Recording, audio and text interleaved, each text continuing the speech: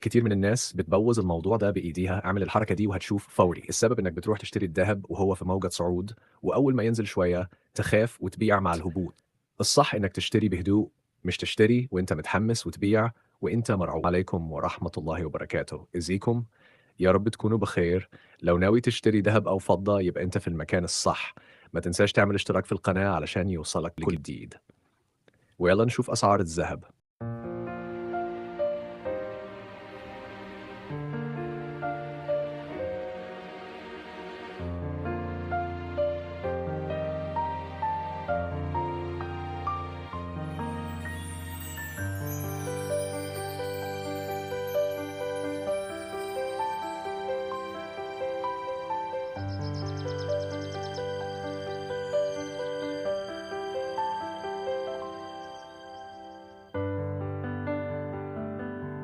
النهارده خليكم دايما متابعين القناة علشان كل جديد.